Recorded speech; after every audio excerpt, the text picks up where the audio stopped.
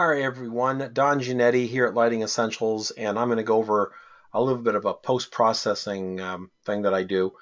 I use the RNI, Real Nice Images presets here in Lightroom, but I don't necessarily use them as a finishing tool. I use them as a starting tool. And the reason is I want my images to have kind of a cohesive color base to them, like if I was shooting on film. If I came back from a shoot and I had shot Ektachrome 64, Ektachrome 100, the images would have a similar color base to them because the film emulsion had a color base to it. With digital, it's pretty, open and wide. But I do like the RNI pack because it gives me some of my favorite films, and those are the ones I use. Now, you'll notice over here on the left that there's just a ton of different presets that they have for different films. I don't use a lot of them. I use very few of them, but the ones I use consistently.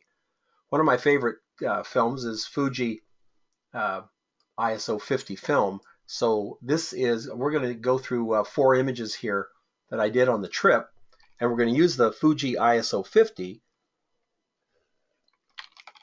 as a way to create our color base for the images. So first of all, this particular image, I need to correct it a little bit. We're going to hit the profile, and then we're going to come down and we're going to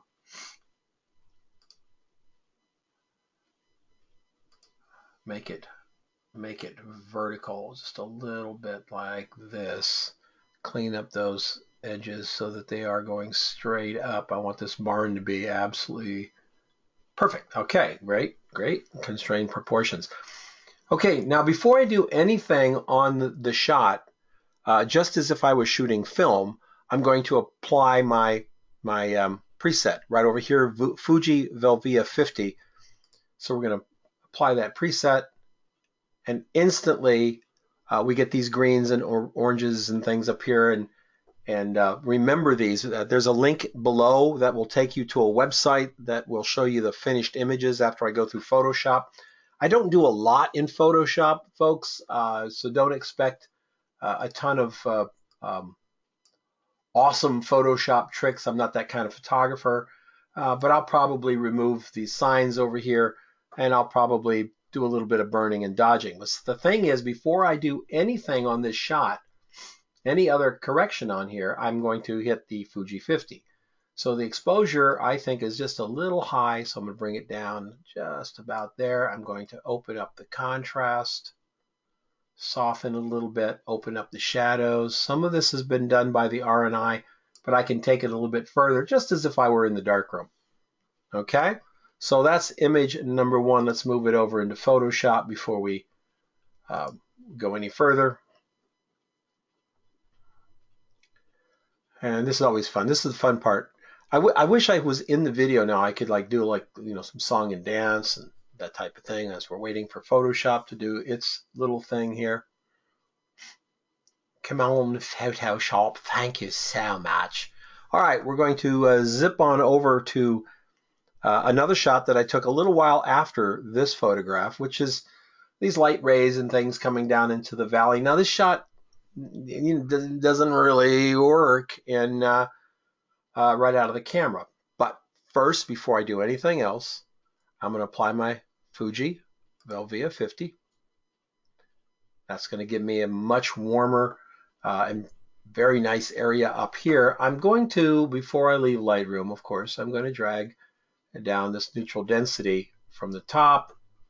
I'm going to lower the exposure just a little bit. I don't want those clouds to look Steven Spielberg, but I do want them down a little bit. I'm going to bring the contrast down on them a little bit so they don't have that, I don't want that muddy look to the sky. Add a little clarity from the bottom. I'm going to drag up to that, right at the bottom of that little area, the dark area here. And of course, I'm going to increase the exposure to that area, just bringing it right into where I can feel it. I don't necessarily want to see it. I just want to feel that foreground. We're going to bring the highlights up a little bit. We're going to lower raise the shadows just a little bit. There we go. Now we're getting a nice feel for it. Add some clarity. All right. So simple moves so far in Lightroom on this shot. Probably going to go in here and I hit O. I'm probably going to go in here and do a little bit of this thing right here where it's a little lighter in the valley, which I like that light there on that valley area. That's pretty cool. And hit O again. And I'm going to raise the exposure just a little bit to bring it up. There we go, just a little bit.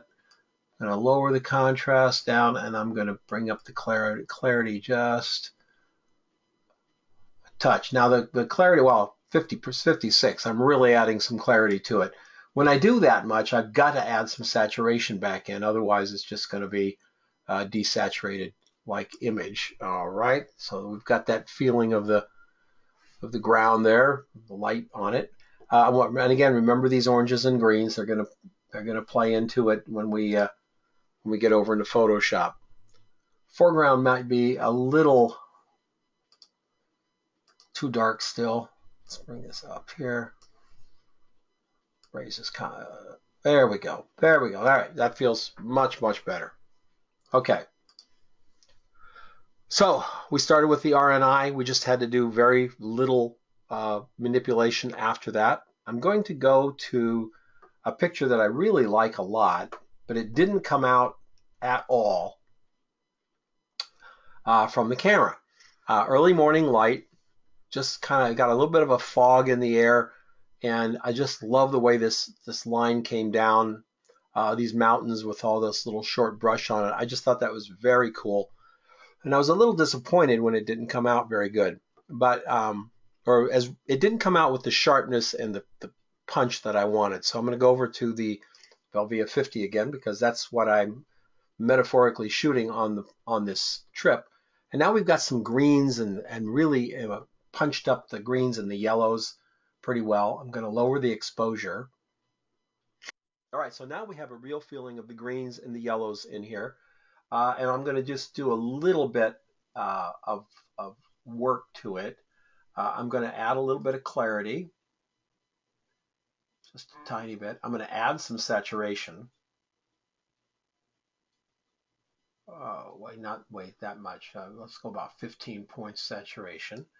And now I've taken it to kind of the shot I wanted it to be all along. Probably going to add, go down here and add a little vignette to it, just a little bit on the sides. There we go. Now it looks much more like I saw it in my head, and remember the greens and the oranges, etc. So possibly a little dehaze on the whole image. Just a little bit. We got +4, +5.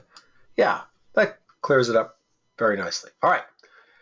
Now the last shot, interestingly enough, is a desert shot, and it was pretty flat at this time of day. But the flatness is what kind of, for me, the flatness was the whole idea of this photograph. This late morning light. There's no trees. It's just really desolate place in the Anza Borrego Desert. So we're going to start with this image. We're going to go back over to the Fuji Velvia 50. And there's our oranges and greens in here. We're going to probably do just a little bit of work up here in exposure, bring it down just a little bit there.